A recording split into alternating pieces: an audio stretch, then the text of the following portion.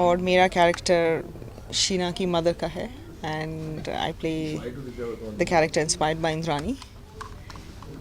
और क्या बोलूँ, मेरी फर्स्ट बंगाली फिल्म है और एक्साइटिंग मोमेंट है। तो जैसे आपने कहा आपकी फर्स्ट बंगाली फिल्म है, तो आपने बंगाली में सीखी है? नहीं, मैं एक्चुअली मेरी पैदाइशी मैं हूँ पंजाबी जाट, लेकिन मेरी पैदाइशी बंगाल में हुई, तो मैं बंगाली बोल लेती हूँ। और मतलब डायरेक्टर के हिसाब से मेरी बंगाली काफ़ी फ्लुएंट है। जैसे आपने कहा ट्रू इंसिडेंट, हाँ। तो कैरेक्टर प्ले करने से पहले आप कोई जैसे तैयारी बोलते हैं, तो आपने? नहीं, कोई तैयारी नहीं, क्योंकि जब अग्निदा जो डायरेक्टर हैं जब मुझसे मिले तो मैंने कहा ओके, ये फिल्म है मतलब वेरी डिफरेंट कैरेक्टर और ठीक है, तो give me 2-3 months to prepare. तो उन्होंने बोला नहीं, 2-3 दिन में शुरू कर रहे हैं, क्योंकि तब ये केस शुरू ही मतलब अनफोल्ड होना शुरू ही हुआ था। मतलब अगस्त में न्यूज़पेपर हेडलाइंस हुई और सितंबर में हमने फिल्म शुरू की। तो ही सेज़ नहीं, मैं इसको सितंबर में ही ख़त्म करना चाहता हूँ। तो ये फ़िल्म 1 महीने में ही बनी एंड उसी दौरान बनी और कोई टाइम नहीं था प्रेपरेशन का। एंड ही सेज़ ऐसा ये तुम्हारी बॉलीवुड फिल्म नहीं है जहाँ पे तुम्हें कुछ प्रिपेयर करना है, एंड जैसे तुम हो वैसे ही मतलब नॉर्मल मैं दिखाना चाहता हूँ। और सडनली आपकी ज़िंदगी में ये हादसा हो जाता है, तो it should be relatable character. जैसे हमें जहाँ आपने लॉन्ग ब्रेक के बाद ऐसी एक स्क्रिप्ट जिस पे काम करना आपको रिस्की नहीं लगता है? मतलब नहीं, मुझे कंट्रोवर्शियल से पूरी। मैं जब पहले फिल्म्स कर रही थी तब मैं बहुत सोचा करती थी, तब मैं बहुत सोचती। अब मुझे अगर मुझे डायरेक्टर अच्छा लगता है और मुझे लगता है कि हाँ वो संभाल लेंगे और उनका नैरेटिव अच्छा होगा, कैरेक्टर अच्छा है, तो आई जस्ट फेल कंफर्टेबल। और मुझे ज़्यादा सोचने का टाइम नहीं दिया जाए तो मैं फिल्म कर लेती हूँ।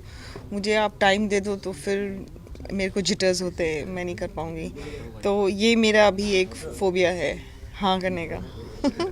जैसे अभी आपने कहा कि हाँ मुझे इंग्लिश फिल्में जो बच्चों पे बेस हाँ, है वो बहुत पसंद है। बहुत तो अभी पसंद है। अभी हम देखेंगे जैसे बाहर रिलीज हुई, यहाँ पर अगले दिन ही दिखा देते हैं। हाँ, तो इसके ऊपर आपका क्या टेक है? पहले जब मूवी आती थी मुझे याद है जब हम स्कूल में थे तो हमारे थिएटर में जो इंग्लिश फिल्म्स होती थी जेम्स बॉन्ड की, वो कुछ 10-15 साल पुरानी वाली होती थी और साथ साथ यहाँ पे रिलीज़ नहीं मिलती थी। अब तो same day, same night, same hour release हो जाती है एंड ब्यूटीफुल फिल्म्स। तो मेरा यही कहना है कि हॉलीवुड में बहुत ब्यूटीफुल चिल्ड्रंस फिल्म बनाते हैं, वहाँ की कार्टून फिल्म्स भी, और ज़्यादातर जो उसमें काम कर रहे हैं वो हमारे हिंदुस्तानी हैं। तो मैं ये कहना चाहती हूँ कि यहाँ पे वो फिल्म्स क्यों नहीं बनाते। मतलब टेलीविज़न पे मैं थोड़ा सा देखती हूँ, Chhota Bheem and all, some characters थोड़े फेमस हुए हैं, बट और हो सकता है आई थिंक। और चिल्ड्रंस फिल्म हुई तो मैं I will definitely do it. After long break क्या हम सोचे you start your career again I don't know myself. कोई मुझे आए फिल्म बोले कि ये 10 दिन में शुरू हो रही है और मुझे टाइम नहीं दे सोचने का, तो शायद मैं कर लूँगी। सोचने का टाइम जहाँ मुझे मिल गया फिर मैं सोचने लगती हूँ। नहीं नहीं नहीं ज़्यादा आता है दिमाग में, हाँ नहीं आता, पता नहीं क्यों। I think it's a phase that I am going through and I hope I come out of it. Who's your favorite actor? Right now actress I can tell you, I like Deepika, I like Alia Bhatt, I like all of them actually. They're Actor. Actor में रणवीर सिंह अच्छा लगता है। I think उसकी energy बहुत कमाल की है। And mister Bachchan तो obviously he is doing some amazing work. Thank you. Hey, 1 second. Ma'am you are the face of women empowerment. आजकल वुमेन एम्पावरमेंट की बात होती है और दूसरी तरह से इस तरह के जब केसेस आ जाते हैं, जब आप सुनती हो पर्सनली, हाँ। तो आप किस तरह से आप रिएक्ट करते हो, उसके बारे में हम जानना चाहेंगे। What do you think? जैसे आप रिएक्ट करते हो, मेरा रिएक्शन बिल्कुल वैसा ही होता है।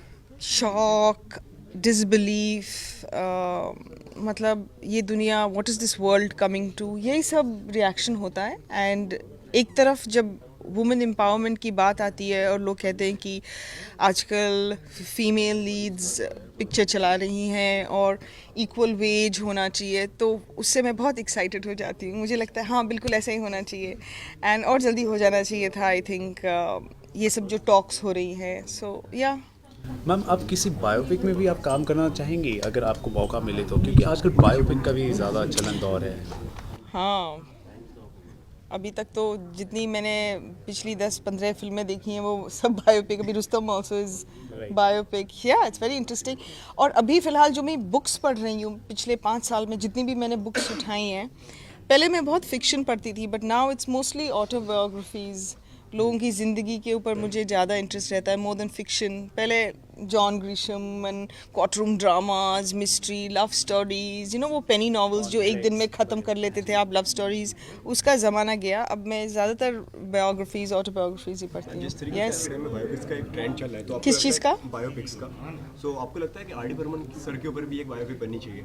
हाँ, बहुत म्यूजिकल होगी, सबके ऊपर बननी चाहिए आई थिंक, बिकॉज बन गए। एक बनी थी। हाँ, नहीं आई थिंक बायोपिक्स में क्या होता है, जब आप फिल्म देख रहे हो you already are inspired by that personality. जब आप अंदर जाते हो आपको खुद इतना पता है और उसमें से आपको कुछ इंसिडेंट्स पहली बार पता चलते हैं। और अगर मोस्ट सूटेबल अगर एक्टर की बात करिए अगर बॉलीवुड में से, तो आप किसको मानती हैं उनको आर डी बर्मन सर का रोल प्ले करने के लिए? मैं कास्टिंग डायरेक्टर नहीं हूँ, I don't know. Not thought. R D. Burman is a difficult character to play, फिर इजंट इट? आपके अंदाजे से अगर कहना पड़े तो आर.डी. बर्मन के लिए कौन? कौन अच्छी तरीके से? शाहरुख खान क्या?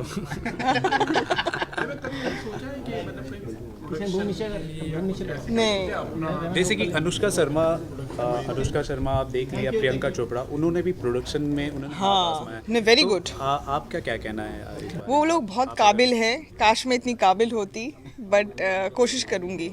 दे आर वेरी गुड। कल आज है ना साक्षी मलिक जो 23 इयर्स ओल्ड, रियो ओलंपिक में उन्होंने ब्रॉन्ज मेडल लाया है, तो आपको शुभकामनाएं देना चाहिए उनके लिए। हाँ बिल्कुल, साक्षी मलिक को मैं शुभकामनाएं देना चाहूँगी और कंग्रेचुलेशंस बोलना चाहूँगी। आई थिंक वो हमारा सोल मेडल है अभी तक, रेसलर शी विन और हमारा सोलो मेडल है दिस टाइम। तो तो इसलिए यस, हम हिंदुस्तानी तो बहुत खुश होंगे। आई थिंक बस जब वो आएंगी तो उनकी बहुत मतलब बहुत खातिर होने वाली है। Definitely she deserves all the praise that she is going to get now. I wish her all the best.